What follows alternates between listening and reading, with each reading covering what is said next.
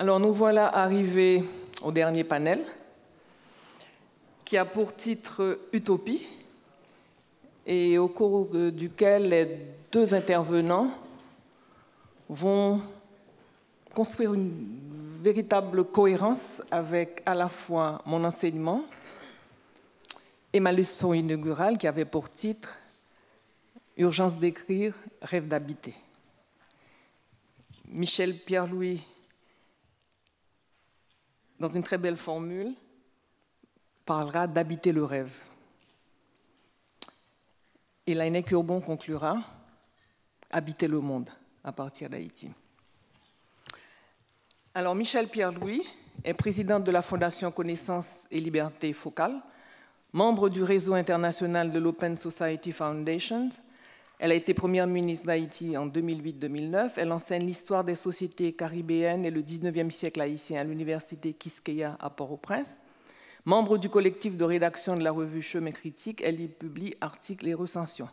Elle a également publié dans la revue Intranquillité et en anglais dans la compilation d'articles Greening in the Red Zone, Disaster, Resilience and Community Greening, sous la direction de Katie Ball et Marianne Crancy en 2014, et dans The Haiti Exception Anthropology and the Predicament of Narrative, édité par Alexandra Benedict Coquin, entre autres, à Liverpool University Press en 2016.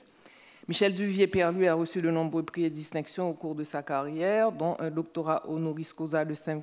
Michael College du Vermont, un doctorat honoris causa de l'Université de San Francisco en 2014, Resident Fellow à Harvard University en 2010. Elle est également membre de la Commission internationale contre la peine de mort créée en 2010 par le président Zapatero d'Espagne, membre du Haut Conseil pour la médiation créé en 2017 par Antonio Guterres, secrétaire général des Nations Unies. Michel, tu as la parole. Bien, bonsoir à tout le monde. Je tiens d'abord à remercier Yannick de m'avoir invité à ce colloque de clôture auprès de collègues qui ont eu des présentations de très haute facture. Yannick m'a posé un défi. Dans sa leçon inaugurale, elle l'avait intitulé « Le rêve d'habiter ». Et moi, elle me demande de vous parler d'habiter le rêve. Comme en Haïti, le revers porte chance, j'espère que ma communication se fera sous cet angle-là. Habiter le rêve. Quelle part de rêve dans un pays qu'on dit voué à la disparition, auquel on ne cesse d'attribuer épithètes et anathèmes indignes, le pays le plus pauvre, le pays ingouvernable, le pays gangréné par une violence destructrice, le pays des catastrophes humaines et naturelles, le pays qu'on cherche à fuir, le pays où, pour paraphraser Michel Foucault, la mort est devenue un non-événement. Oui, le pays est pauvre. Les gangs armés frappent aveuglément, adossés, dit-on, aux puissances d'argent et aux cercles du pouvoir qui les alimentent continuellement en armes et munitions illégales, le chaos générant des profits inavouables. Oui, les jeunes désespèrent et s'en vont chercher ailleurs un avenir fantasmé. Fuir la dynamique calamiteuse qui s'est installée prend de l'ampleur et semble pour le moment tellement difficile à endiguer.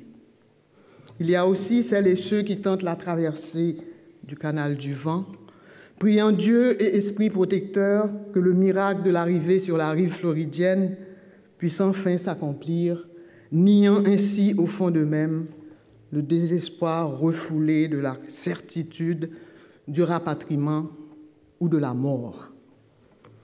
Mais le pays Haïti est-il réductible aux malheurs qui l'ont frappé et continue de l'éprouver inlassablement depuis ce jour où, en cette fin du XVIIIe siècle, le peuple d'anciens esclaves ou de captifs, comme nous dit Jean, avait osé rêver de liberté et d'égalité. Il y avait cru en ce rêve. Le temps d'une guerre victorieuse, il l'avait matérialisé en conquête contre le colonialisme, l'esclavage, le racisme et leurs pratiques humiliantes, déshumanisantes. Debout, il s'était hissé pour faire sienne cette humanité et cette dignité qui lui avaient été refusées et pour lesquelles il a l'air de devoir se battre pour que jamais plus on ne la lui ravisse. Faire sienne, un siècle et demi plus tôt, la belle expression de Frantz Fanon, reprise par Achille Mbembe, sortir de la grande nuit d'avant la vie et rêver avec Aimé Césaire d'un soleil plus brillant et de plus pures étoiles. Mais comment l'incarner, ce rêve, maintenant que le jour se levait et qu'il fallait pouvoir jouir de la pleine lumière? Comment habiter le rêve? Imaginer une toute nouvelle utopie qui ferait de cette terre symbole de liberté, un lieu de vie ancré dans des relations d'égalité et de respect, négation de l'ancien mode connu jusque-là. Comment construire du neuf sur les décombres d'un système vieux de 3 siècles, producteur et profiteur d'un trafic humain immensément lucratif et qui, sur notre bout d'île, venait de recevoir un coup fatal et être rejeté sans équivoque. N'y avait-il pas là quelque chose de l'ordre de l'impensable dans l'événement lui-même, quelque chose d'inacceptable qu'il fallait combattre, étouffer, en empêcher même l'existence? Du même coup, rayer des livres d'histoire les dates, les lieux, les femmes, les hommes, vainqueurs de l'ultime bataille contre les forces expéditionnaires venues rétablir l'esclavage? Ou alors les diaboliser et en faire des barbares? Mais les faits demeurent, les archives aussi, heureusement. 2 siècles et quelques années plus tard, au cours d'une rencontre tout à fait accidentelle, Jean-Pierre Le Glonec saisit au passage un nom, Vertières, et une date, le 18 novembre 1803. Merci à Marcel d'Origny. Marcel, tu es là? Merci à Marcel d'Origny d'avoir presque involontairement poussé la curiosité du professeur d'histoire à des recherches qui se traduiront par la publication de son important livre « L'armée indigène, la défaite de Napoléon en Haïti ». Mais plus encore, merci à Daniela Ferrière, notre immortelle, d'avoir introduit Vertières dans le dictionnaire français des noms propres. Ils n'étaient pas tous naïfs en ce temps-là, ceux qui avaient combattu et gagné. Ils savaient qu'il fallait rester vigilants, que le retour de l'innommable était possible et qu'il fallait faire vite pour construire du neuf. Qui, mieux qu'Aimé Césaire, dans sa tragédie du roi Christophe, n'a su faire du roi bâtisseur, n'a su faire dire au roi bâtisseur le sens à donner à ce nouveau statut de libre, le symbole à ériger au nom de cette liberté, la leçon à donner à ceux qui avaient fait d'eux pendant des siècles, hommes et femmes, la marchandise la plus convoitée des puissances esclavagistes. Et sa voix donne encore. Écoutez. Ce peuple doit se procurer, vouloir, réussir quelque chose d'impossible, contre le sort, contre l'histoire, contre la nature. Regardez, imaginez, sur cette peu commune plateforme, tournée vers le nord magnétique, 130 pieds de haut, 20 d'épaisseur les murs, chaud et cendre de bagasse, chaud et cendre de taureau, une citadelle. Pas un palais, pas un château fort pour protéger mon bien tenant. Je dis la citadelle, la liberté de tout un peuple, bâtie par le peuple tout entier, hommes et femmes, enfants et vieillards, bâtie pour le peuple tout entier. Voyez, sa tête est dans les nuages, ses pieds creusent l'abîme, ses bouches crachent la mitraille jusqu'au large des mers, jusqu'au fond des vallées. C'est une ville, une forteresse, un lourd cuirassier de pierre, inexpugnable, inexpugnable. À chaque peuple, ses monuments. À ce peuple qu'on voulut à genoux, il fallait un monument qui le mit debout. Le voici, surgit, vigie. Regardez, mais regardez donc, il vit, il corne dans le brouillard, il s'allume dans la nuit, annulation du négrier, la formidable chevauchée. Mes amis, l'âcre ciel bu et le vin noir du sable, moi, nous, les culbutés de la grossule, j'ai vu l'énigmatique étrave, écumescent aux naseaux, défoncer la vague de la honte. Que mon peuple noir, salue l'odeur de la marée de l'avenir. Fin de citation. La puissance et l'imaginaire poétique méritaient bien cette longue citation dont la charge symbolique et métaphorique cisaille et sculpte chaque mot, chaque expression, chaque image et en rend le sens et la portée. Mon peuple noir. Le poète savait que la première constitution du pays souverain comportait l'article qui, dans son intention même, proclamait le refus des préjugés des colons, construit sur la frénésie des nuances, comme le dit Jean-Luc Bognol, l'aristocratie de l'épiderme, comme me dit Florence Gauthier, et je cite, « Les Haïtiens ne seront désormais connus que sous la dénomination générique de Noirs », article 14 de la Constitution impériale de 1805.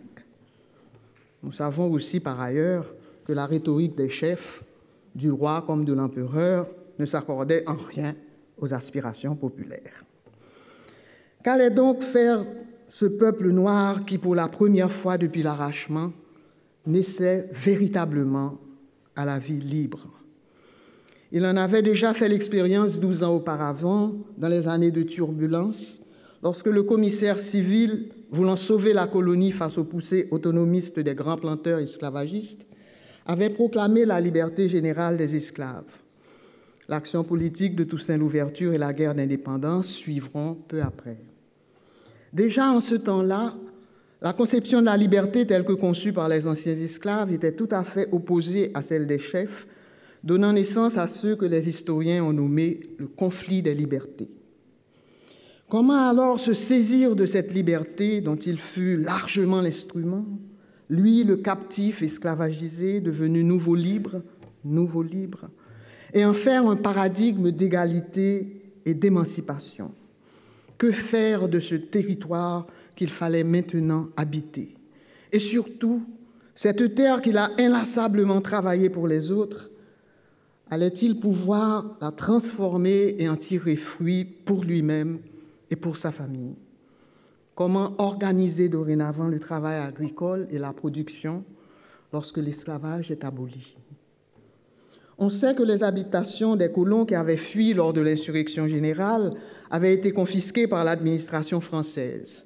Après l'indépendance, elles deviendront domaine privé de l'État haïtien. Michel Auriol, qui a fait sa thèse de doctorat sur la question foncière, qui a travaillé et travaille encore sur cette question en Haïti, relate que c'est sous les gouvernements de Pétion et de Boyer, entre 1809 et 1826, que plus de 100 000 hectares de terre seront distribués. Je cite, « Les habitations caféières des Mornes sont morcelées en dons de 5 carreaux en moyenne, un petit peu plus de 6 hectares. Les habitations sucrières des plaines sont vendues ou données dans leur totalité aux autorités civiles et militaires qui, à leur tour, vont vendre ou affermer une partie de leurs terres. » Fin de citation. Les nouveaux libres s'installent sur les parcelles achetées ou reçues en dons et deviennent la nouvelle classe paysanne haïtienne. Michael Levy, lui, analyse la question de la paysannerie haïtienne en voyant, je cite, son émergence sous une forme embryonnaire, d'abord à l'intérieur même du système colonial esclavagiste, puis pendant les 13 années de lutte et de guerre pour la liberté et l'indépendance. Les places à vivre accordées aux esclaves pour assurer leur subsistance et les différentes formes de marronnage ont été des éléments déterminants dans la formation de la paysannerie haïtienne, puis l'avènement d'Haïti comme pays indépendant. Fin de citation. Et comme en écho, Caroline Fick-Ranchéry, je cite, « Nous pouvons donc émettre l'hypothèse que les origines de la paysannerie haïtienne remontent au lendemain de l'émancipation, voire même à l'époque de l'esclavage, avec les jardins nègres et l'expérience limitée du marché, que se forgèrent certains esclaves. Et à cette même époque, et de manière tout à fait paradoxale, alors que les luttes de pouvoir ont divisé le pays en République de l'Ouest et Royaume du Nord, Claire Bouyes Mariotti a bien documenté le fait qu'en même temps, je cite, Haïti était admirée par les intellectuels noirs américains et africains parce qu'elle avait pu s'extirper du joug de l'esclavage et parce que sa population et son gouvernement noir avaient su rester indépendants, preuve que les Noirs étaient capables de s'autogouverner et de progresser seuls sans la présence des Blancs. Fin de citation. Mais le bovarisme collectif dont parle Price Mars, l'interminable dialogue de sourds entre Haïti et ses élites dramatisé par Jean Casimir, le modèle social décrit par Carlos Elius, les voies opposées prises par l'État et la nation proposées par Michel Rolph Trouillot.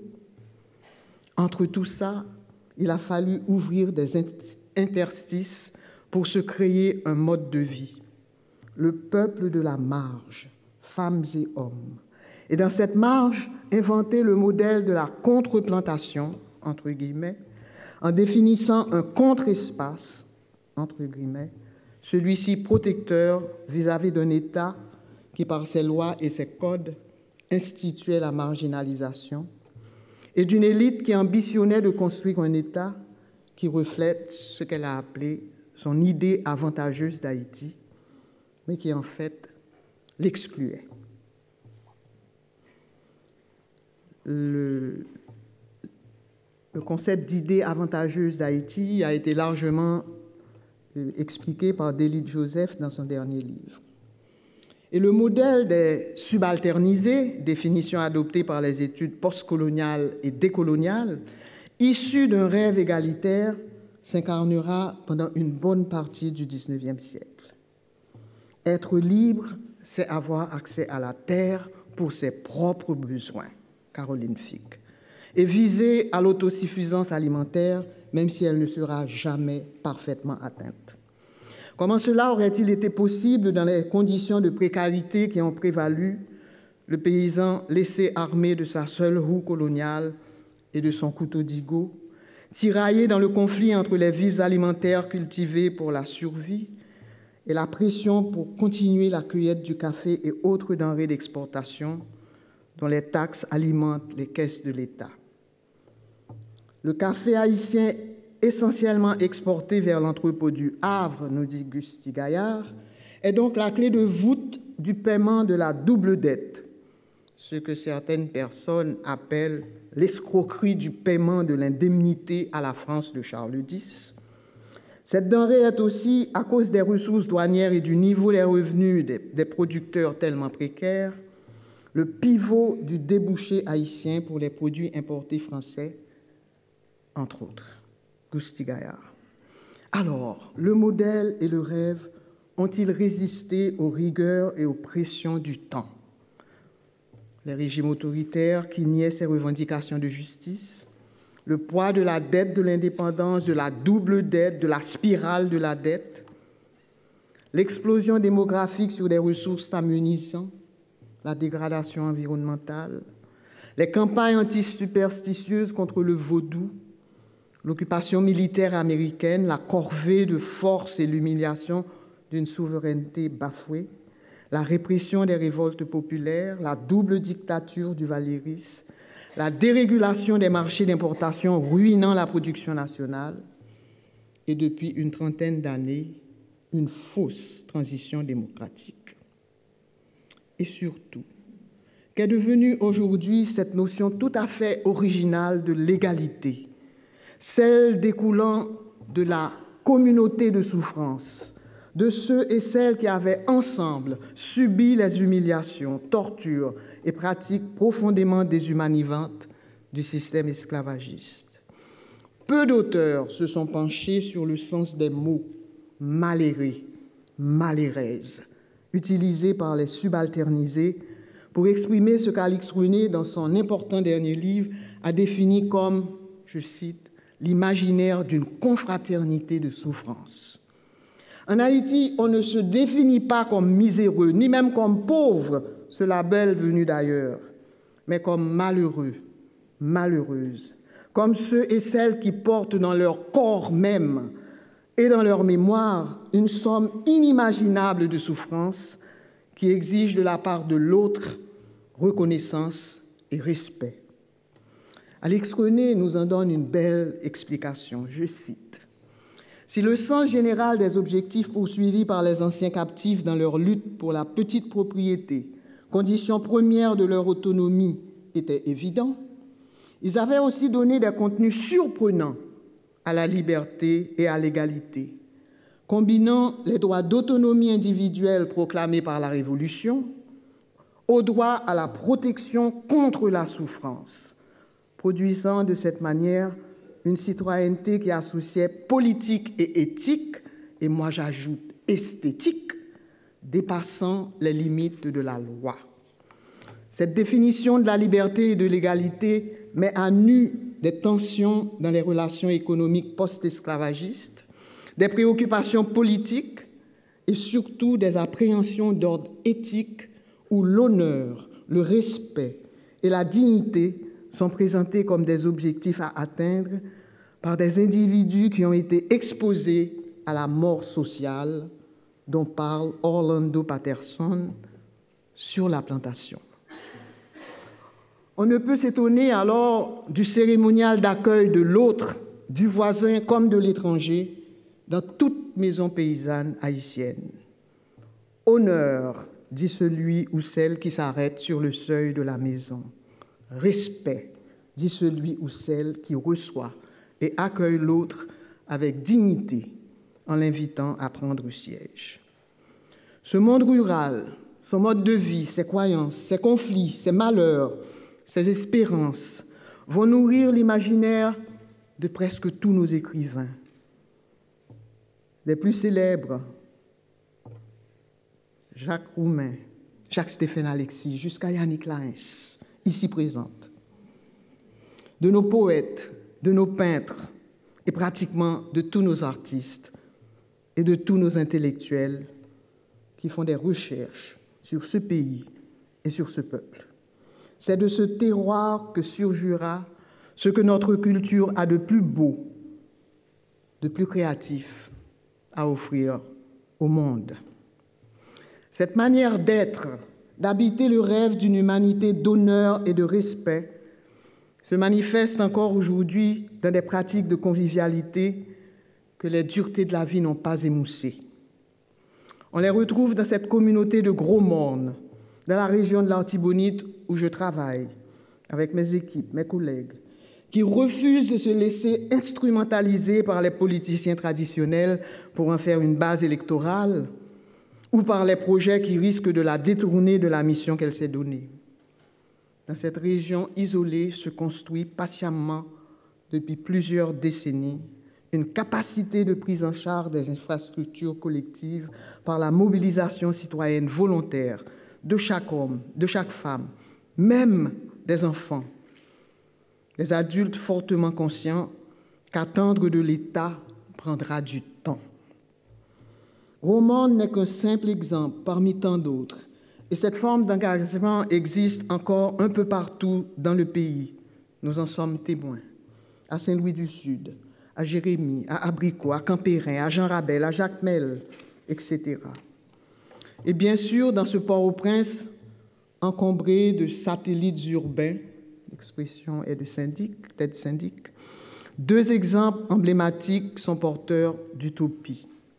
Celui du parc de Martissan, et je vais vous passer quelques diapos de ce parc, que la fondation dont je suis la présidente construit dans un quartier en déshérence de la capitale, et celui d'un groupe d'artistes, Nous prend la Rie, qui a décidé d'investir l'espace public en amenant l'art dans des lieux non traditionnels, socialement ségrégés, invitant à une plus grande mixité sur les places publiques et dans les quartiers populaires.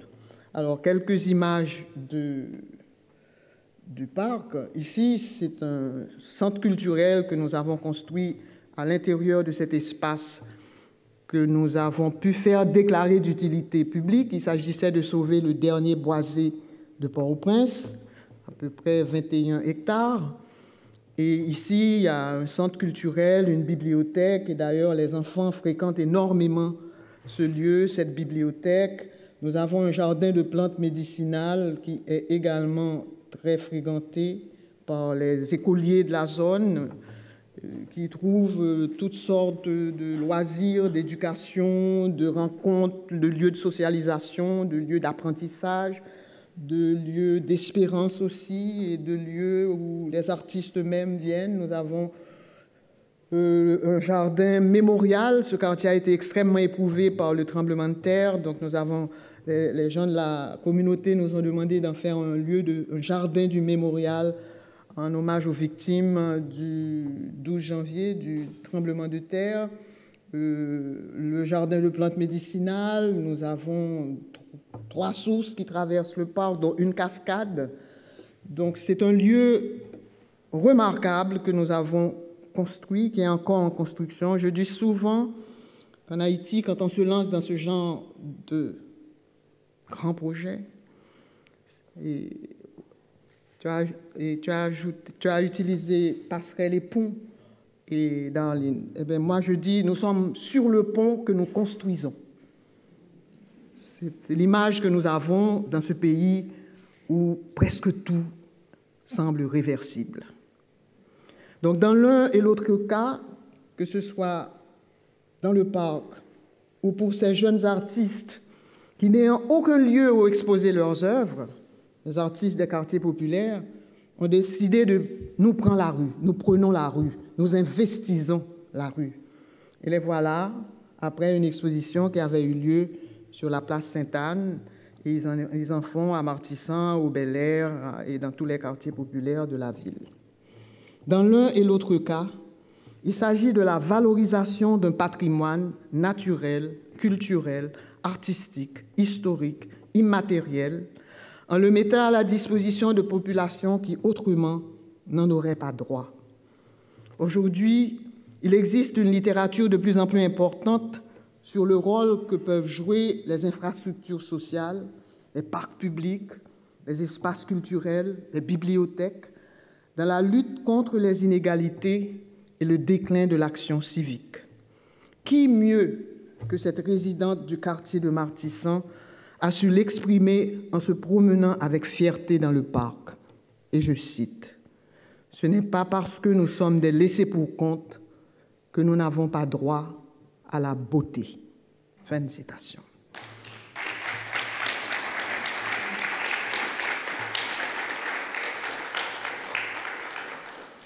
Alors que nous sommes plongés une nouvelle fois dans une crise dont le dénouement nous semble incertain, il existe en même temps un peuple qui résiste, qui crée, qui explore, qui cherche, qui invente, ne serait-ce que pour conjurer le malheur toujours possible et défier la précarité toujours présente.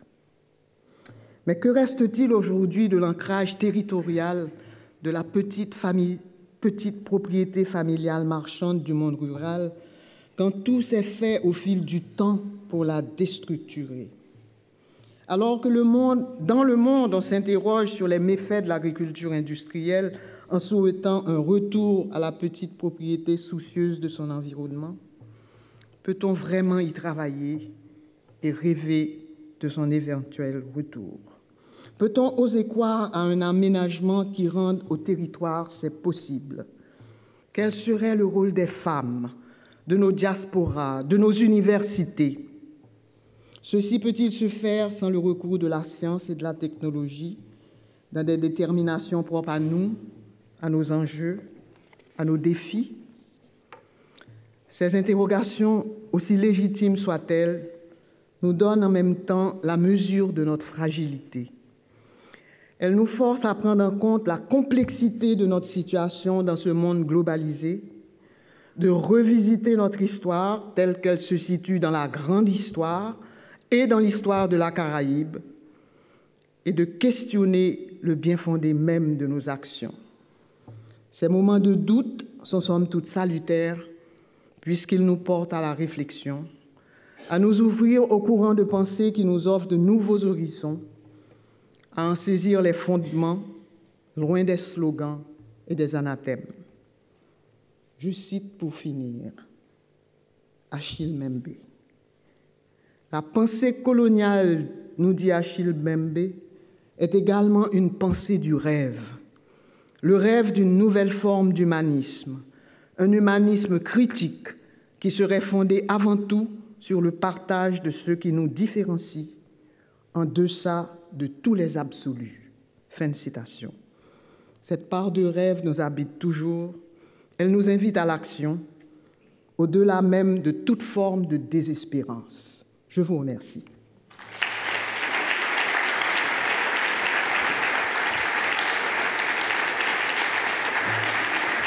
Merci.